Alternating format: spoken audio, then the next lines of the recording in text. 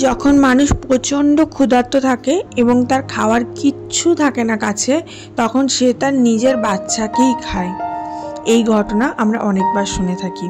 শুধুমাত্র মানুষ প্রজাতি নয়, বিভিন্ন রকম প্রজাতির কাছ থেকে আমরা এই ঘটনা শুনে থাকি যে বিভিন্ন রকম অ্যানিমেল এবং বিভিন্ন রকম মাছের প্রজাতির কাছে, যে তারা যখন ক্ষুধার্ত থাকে তখন নিজেই নিজের বাচ্চাকে খায়। ঠিক তেমনই যখন আমাদের শরীরে ক্ষুধা লাগে এবং আমরা সেই ক্ষুধা নিবারণ করার জন্যে পর্যাপ্ত পরিমাণ খাবার দিতে পারি না শরীরকে, তখন শরীর নিজেকেই নিজে খায়। ইয়েস, কোনগুলো খায়? সেগুলো হচ্ছে ভেতরের যে মেদগুলো জমে থাকে এক্সট্রা, সেগুলোকে খায়। যেগুলো খারাপ সেল থাকে সেগুলোকে খায়। ইভেন ক্যান্সারের সেল পর্যন্ত খায়। তার জন্যে উপোস করাটা ভীষণ এসেন্সিয়াল। আগেকার দিনে যখন আমাদের মা ঠাকুমার সময় ছিল, বিভিন্ন দিন বিভিন্ন রকম পুজো পার্বণ অনুষ্ঠান উপলক্ষে উপোস কাপড় করতেই আমরা দেখেছি। আজ একাদশী, কাল দ্বাদশী, পরশু পঞ্চমী, তারপরে পূর্ণিমা, তারপরে অমাবস্যা, তারপরে এই পুজো বার, তারপরে সোমবার, এরকম বিভিন্ন বিভিন্ন কারণে উপবাস করতে দেখা যেত। কিন্তু যত দিন এগিয়ে গেছে, যত আমরা মডার্নাইজেশন হতে শুরু করেছি, তবে থেকে উপোস কাপড়টা অনেক কমে গেছে।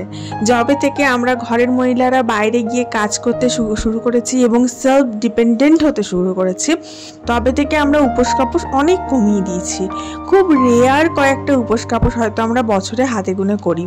তার জন্যে আজকে মডার্নাইজেশন যুগে দাঁড়িয়ে আমাদেরকে ইন্টারমিডিয়েট ফাস্টিং নামক এক সো-কল্ড প্রথা অবলম্বন করতে হচ্ছে, যেটা এখন ডায়েটের নামে প্রচুর বিখ্যাত।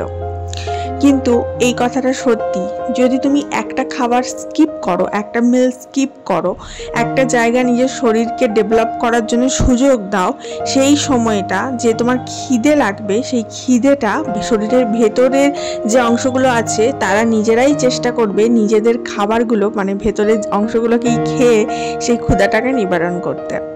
তাহলে সমস্ত উপোস করা কিন্তু খারাপ নয়।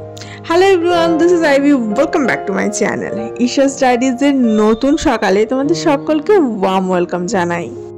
পুরাতন যুগ থেকে আমাদের মেয়েদের জন্যে বা আমাদের সমাজের জন্যে বা আমাদের পুরুষদের জন্য বিভিন্ন রিচুয়ালস বিভিন্ন সময়ে তৈরি করা হয়েছে এবং সেই রিচুয়ালসগুলোর কোনো কারণ না জেনেই আমরা সেগুলোকে পালন করে থাকি। বিভিন্ন রকম প্রথা, বিভিন্ন নিয়ম, এবং যেগুলোর হয়তো কারণগুলো যদি জিজ্ঞেস করি, আমাদের যারা এল্ডার আছে, আমাদের মা ঠাকুমা বাবা দাদু, কেউ কিন্তু বলতে পারবে না যে পার্টিকুলার এই কারণের জন্যই আমরা এটা করি বা এটা করলে পার্টিকুলার এই কারণটা হবে। তাদের সবার মুখে একটাই শোনা যায় যে তোমার স্বামী, বাচ্চা, সংসার সবার মঙ্গলের জন্যই তুমি করছো বা মঙ্গলের জন্যই হচ্ছে। বাট প্রত্যেকটা রিচুয়ালসের পিছনে কিন্তু সায়েন্টিফিক রিজন আছে। যদি একটু ডিপলি ভাবা যায় বা একটু গুগল করা যায়, তাহলে কিন্তু জানা যাবে যে আমাদের যে চিরাচরিত প্রথাগুলো চলে আসছে বা যে নিয়মগুলো চলে আসছে, সেগুলোর পিছনে কিন্তু প্রত্যেকটাতেই কিন্তু সায়েন্টিফিক রিজন আছে। সেই জিনিসগুলো আস্তে আস্তে সায়েন্স থ্রু দিয়ে বা সায়েন্টিস্টরা রিসার্চ করে করে প্রমাণ করছে। যেমন আমরা যে সাজার মধ্যে যে আমরা নূপুর পরি বা কানে ছিদ্র করে যে কানেরটা পরি বা নাকে ছিদ্র করে যে নাকের পরি, এই সমস্তগুলোর পিছনেও কিন্তু সায়েন্টিফিক রিজন আছে। পার্টিকুলার শরীরের ওই অংশটাতেই আমরা ফুটো করছি, কানের পরার জন্য ফুটো করছি বা ছিদ্র করছি বা নাকে ছিদ্র করছি, তো সেই পয়েন্টগুলো কিন্তু কোনো না কোনো জায়গার সাথে লিঙ্ক থাকে। যেমন কানে যে জায়গায় আমরা ছিদ্র করে কানের পরি, সেই জায়গাটার লিঙ্ক ডাইরেক্ট কিন্তু চোখের সাথে থাকে। ওটা ফুটো করে পড়লে চোখ ভালো হয়। তার জন্য আমাদের পুরাতন যুগে সায়েন্স দিয়ে জিনিসগুলো না বুঝিয়ে খানিকটা রিচুয়ালস প্রথা দিয়ে বোঝাতো যে কানের বিবাহিত মহিলাদের কানের কখনো খুলে রাখতে নেই, কান ফাঁকা রাখতে নেই। এই প্রথাটা বললে, তখনকার দিনে তো অত পড়ালেখা জানতো না মানুষ, তখনকার দিনে এটা ভাবতো যে বিবাহিত মহিলাদের কানের খুলে রাখতে নেই, তাহলে স্বামীর মঙ্গলের জন্য আমরা সবসময় কানের পরে রাখবো। কিন্তু এটার যে সায়েন্টিফিক একটাও ব্যাখ্যা হতে পারে, সেটা আমরা এখন গিয়ে জানতে পারছি। তাই বলে আমি এটা বলছি না যে চোখ বন্ধ করে সমস্ত কিছু প্রথার ওপরই বিশ্বাস করতে। কিছু কিছু প্রথা সত্যি যেগুলো খারাপ সমাজে প্রচলিত ছিল, যেমন বলিদান প্রথাকে আমি কোনোদিনই সমর্থন জানাই না। তার এরকমই কিছু কিছু প্রথা যেগুলো আগে বন্ধ হয়ে গেছে, যেগুলো প্রথম থেকে চলিত হয়েছিল, যেমন সতীদাহ প্রথাও চলিত ছিল, যেটা বন্ধ হয়েছে। এরকম কিছু কিছু প্রথা ছিল যেগুলো একদমই সমাজের জন্য ভালো ছিল না। তবে কিছু কিছু জিনিস, যে রিচুয়ালসগুলো আমাদের দৈনন্দিন জীবনের মধ্যে পালন করতে বলা হতো, সেগুলোর প্রত্যেকটার মধ্যেই কিন্তু ম্যাক্সিমাম জিনিসের মধ্যেই কিন্তু কিছু না কিছু সায়েন্টিফিক ব্যাখ্যা তুমি খুঁজে পাবে। যাই হোক, আজকে সকাল থেকে প্রচুর বৃষ্টি, চারিদিকে জলে ভেসে যাচ্ছে এবং জল প্রায় 1 হাঁটু করে সব জায়গায় দাঁড়িয়ে গেছে। হোপফুলি আমাদের এখানে জল নিকাশির ব্যবস্থাটা খুব ভালোভাবে সম্পন্ন করেছে বলে এখানে জলটা খুব ভালোভাবে নিকাশ হচ্ছে। তো আজকে সকাল থেকে আমার কিছুই করতে ইচ্ছা করছিল না, এত বৃষ্টি হচ্ছিল। তার জন্য ব্রেকফাস্টও বানাইনি। তাই আজকে ব্রেকফাস্টে ভাবলাম একটু ছাতুর শরবত খাওয়া যাক। তাই ছাতুর শরবত বানিয়েছি, একটু কলা আর মিষ্টি, এই দিয়ে ব্রেকফাস্ট সারলাম। ছাতুর শরবতটাতে আমি শুধু নুন আর চিনি দিই, অন্য কিছু অ্যাড করি না। এই করতে করতেই কলিং বেল বাজলো, সঙ্গে সঙ্গে একটা পার্সেল এলো। এত বৃষ্টিতেও যারা পার্সেল ডেলিভারি করছে তাদেরকে হ্যাটস অফ। সত্যি কথা, সব থেকে বড় কথা, আমি যখন সকালবেলা আর্লি মর্নিং প্রায় 6:30 নাগাদ নিচে নেমেছি মেয়েটাকে স্কুল গাড়িতে চাপাবো বলে, তখন দেখছি ব্লিঙ্কিট থেকে পার্সেল ডেলিভারি করতে এসছে। অত আর্লি মর্নিংয়ে একটা ছেলে, বৃষ্টিতে, চরম বৃষ্টি, তখন চরম বৃষ্টি, আমার মেয়েকে রেনকোট প্লাস ছাতা দুটো দিয়েছি, এত বৃষ্টি। তো সেই বৃষ্টিতে ভিজে ভিজে ব্লিঙ্কিট থেকে সে ডেলিভারি করতে এসছে। আমার ছেলেটাকে দেখে এত খারাপ লাগলো যে দুটো পয়সার জন্য মানুষকে কতটা কষ্ট করতে হয়। যাই হোক, আমার এই ডেলিভারিটা এসছে, এটা আমি কিনেছি একটু ঘর সাজাবার জন্যে। কোন জায়গাটা ডেকোরেট করব তোমাদেরকে দেখাই। ডেকোরেশনটা পরে করব, মানে এখন তো আর লাগানো যাবে না, এখন সময় নেই। কিন্তু কোন জায়গায় লাগাবো বলে ঠিক করেছি, তার জন্য কিনেছি, সেটা তোমাদেরকে দেখাচ্ছি। এই যে আমার ফটো ওয়ালটা আছে, যেখানে আমি আমার মা, বাবা, শ্বশুর শাশুড়ি এবং আমাদের ফটো সাজিয়ে রেখেছি সুন্দর করে। এই ফটো ওয়ালটাতে একটু ফাঁকা ফাঁকা লাগতো, তো আমি না একটা গাছপাতার মতো কিনে নিয়ে এসেছিলাম সুন্দর, এখানে ডেকোরেট করব বলে। কিন্তু কি হলো, গাছপাতাটার মধ্যে ফুলও রয়েছে, তো ফুল পাতা দিয়ে কেমন মালার মতো লাগছে, তো খারাপ লাগছে যে এত মানুষকে এরকম মালা দিতে। তার জন্য ভাবলাম এখানে দেবো না, তো সেটা জগন্নাথ মহাপ্রভুকে লাগিয়ে দিয়েছি। অ্যান্ড এইগুলো কিনলাম, এগুলো হাতি দিয়ে খুব সুন্দর, এগুলো দরজাতেও কিন্তু খুব সুন্দর লাগে লাগালে।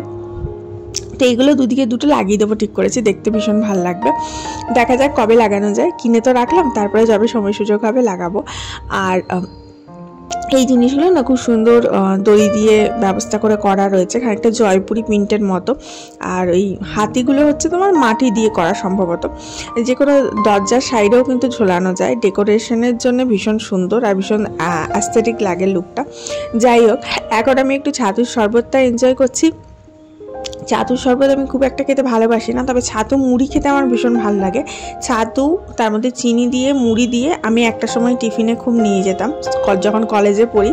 তার মধ্যে জাস্ট একটু জল অ্যাড করে চামচ দিয়ে ঘেঁটে খেয়ে নিতাম। এখনকার ইংলিশ মিডিয়ামের যুগে তো মুড়ি টিফিন বলে কিছু হয় না, মুড়ি তো দেওয়াই যায় না, তো তারা জানেও না যে হোয়াট ইজ ছাতু মুড়ি। তো আমরা খেতাম ছাতু মুড়ি, দুধ কলা মুড়ি, দুধ আম মুড়ি, এগুলো ভীষণ ফেভারিট খাবার ছিল। যাই হোক, এখন সময়ের সাথে সাথে সেটা যুগ পাল্টেছে, রুটির জায়গায় চলে এসছে ব্রেড, মুড়ির জায়গায় চলে এসছে স্মুদি, এই সমস্ত। যাই হোক, কিন্তু তবুও নিজেদেরকে একটুখানি নিজেদের কালচারের সাথে বেঁধে রাখাটা আমার মনে হয় খুবই গুরুত্বপূর্ণ জিনিস। যাই হোক, এখন একটু ব্যানানা খেলাম এবং এই ব্যানানা খেতে খেতেই আবার বেল বাজে, আবার একটা পার্সেল চলে আসে। তোমাদের পার্সেলটা দেখাচ্ছি, তার আগে তোমরা ছটাফট ভিডিওটাতে একটা লাইক করো আর ভিডিওটা একটু শেয়ার করে দাও বন্ধু বান্ধবের সাথে। আর অবশ্যই চ্যানেলটা এক্ষুনি সাবস্ক্রাইব করে রাখো এরকম ভিডিও আরও দেখবার জন্য। আমি একটা খুব সুন্দর ডেকোরেটিভ পিস অর্ডার করেছিলাম। এই দেখো, একটা সুন্দর ট্রে, এটা যে কোনো টি টেবিল বা যে কোনো ডাইনিং টেবিলে সেট করে সুন্দর অর্গানাইজ করা যাবে বা সাজানো যাবে বলতে পারো। এত সুন্দর দেখতে এই পিসটা, কি বলবো, এতটা এস্থেটিক্যালি লুক দেয় এবং এতটা সুন্দর একটা মডারেট লুক দেয় জিনিসটাকে, কি বলবো। আর এটা পুরোটা মিরর, আমাকে দেখো দেখতে পাচ্ছ না হাফ, কিন্তু এটার মধ্যে দেখতে পাবে, ভীষণ সুন্দর। আর এটা সাজিয়ে রাখার জন্য খুবই সুন্দর দেখতে, বাট খুব সফিস্টিকেটেড, মানে একটু ঠুনকো লাগলেই ভেঙে যাবে এরকম একটা ব্যাপার। আমি বুঝতে পারিনি এতটা সফিস্টিকেটেড হবে, না হলে আমি অর্ডার করতাম না। আমার মেয়ে যা কদিন টিকবে জানি না, তবুও যাই হোক এনেছি যখন সাজিয়ে রাখি। তো এই টপটা নতুন এনেছিলাম, গাছ লাগানো হয়েছিল, এর তলায় আমি এই ট্রেটা দেবো বলে অর্ডার করেছিলাম। এটাকে এখানে ডাইনিং টেবিলে সাজিয়ে দিলাম অ্যান্ড তার ওপরে এই যে গাছটা রেখে দিলাম। এই গাছের টপটা শিলিগুড়ি থেকে আনা, কি সুন্দর লাগছে না দেখতে। ঘরে ছোট বাচ্চা থাকলে না ঘরটা ঠিকমতো সাজিয়ে গুছিয়ে রাখা যায় না, যাই তুমি সাজাও না কেন ওলঢাল হয়েই যাবে। যাই হোক তবুও চেষ্টা করে যেতে হবে। আজকে লাঞ্চের মেনুতে ঝিঙে আলু পেঁয়াজ দিয়ে পোস্ত করেছিলাম আর একটা ঘ্যাঁটের সবজি করেছিলাম, আর এদিকে ছিল ইলিশ মাছের একটু মাথা লেজা ছিল, তার মধ্যে একটু ডিম দিয়েছি, নিয়ে একদম চাপ চাপ ঝাল, আর ছিল আম। দেখা হচ্ছে কালকে। Love you all.